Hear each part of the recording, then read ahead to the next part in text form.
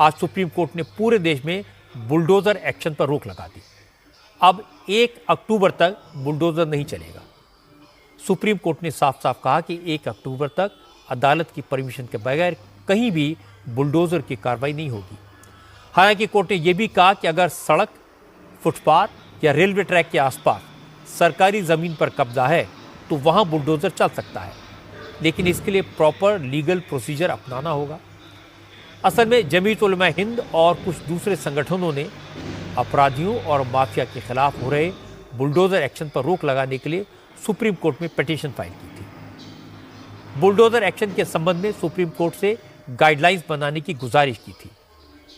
आज इन सारी पिटीशन पर जस्टिस BR गवई और जस्टिस KV विश्वनाथन की बेंच ने सुनवाई की। यूपी सरकार की तरफ से सॉलिसिटर जनरल तुषार मेहता ने कोर्ट से कहा, एक गलत नैरेटिव बनाया जा रहा है कि बुलडोजर के जरिए एक विशेष समुदाय को टारगेट किया जा रहा है, जो गलत है। जहां भी बुलडोजर चलाया गया वहां पूरी कानूनी प्रक्रिया का पालन करके कार्रवाई की गई। इस पर कोर्ट ने कहा, अदालत को इससे कोई लेना देना नहीं है कि कोर्ट के बाहर कौन क्या कहता है। उन्हें इस बात की भी कोई परवाह नहीं है कि सोशल मीडिया पर क्या नैरेटिव बनाया जा रहा है। कोर्ट किसी नैरेटिव से प्रभावित नहीं होता और न ही इलीगल कंस्ट्रक्शन को प्रोटेक्ट करने के लिए उसका साथ देता है, उसके पक्ष में है।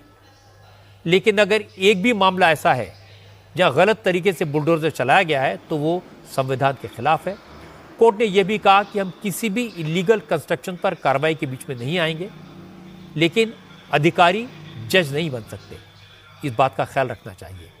अगर किसी ने गैर कानूनी कब्जा किया है या इलीगल इनकम से प्रॉपर्टी बनाई है तो उस पर बुलडोजर चल सकता है, लेकिन इसका प्रॉपर प्रोसीजर है। बुलडोजर चलाने से पहले कम से कम 2 महीने का नोटिस दिया जाना चाहिए। कानूनी रास्ता अख्तियार करना चाहिए। इसलिए अदालत इस मामले में डिटेल फैसला देगी, लेकिन तब तक बुलडोजर एक्शन पर रोक जारी रहेगी। चूंकि जमीयत उलमा हिंद इस केस में पिटिशनर है, इसलिए जब बुलडोजर पर रोक लगी तो जमीयत उलमा हिंद के चीफ मौलाना अरशद मदनी ने कहा, बुलडोजर के जरिए मुसलमानों को निशाना बनाया गया, उन लोगों को परेशान किया गया जो जुल्म के खिलाफ अपनी आवाज़ नहीं उठा सकते।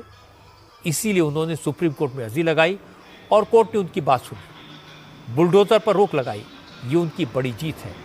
मौलाना अरशद मदनी ने कहा, जब सुप्रीम कोर्ट अपना फाइनल फैसला देगा तो पूरे देश के लोगों को इससे राहत मिलेगी। हमें इस बात की बड़ी खुशी है कि कोर्ट ने हमारी इस बात को कबूल किया और सुप्रीम कोर्ट ने आज ये फैसला किया।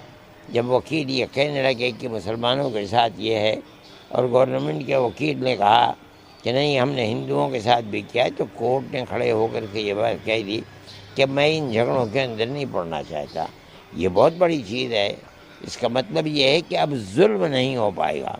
ठीक है, 1 तारीख तक के लिए मोहलत दी है कोर्ट के फैसले की, लेकिन कोर्ट ने उसके साथ साथ ये कह दिया है कि आज से लेकर के 1 तक किसी के ऊपर बुलडोज़र नहीं चलाया जाएगा। लेकिन हमने सिर्फ एक सूबे के लिए नहीं, बल्कि हमने तो पूरे हिंदुस्तान के लिए उन मसाइल को पेश किया था।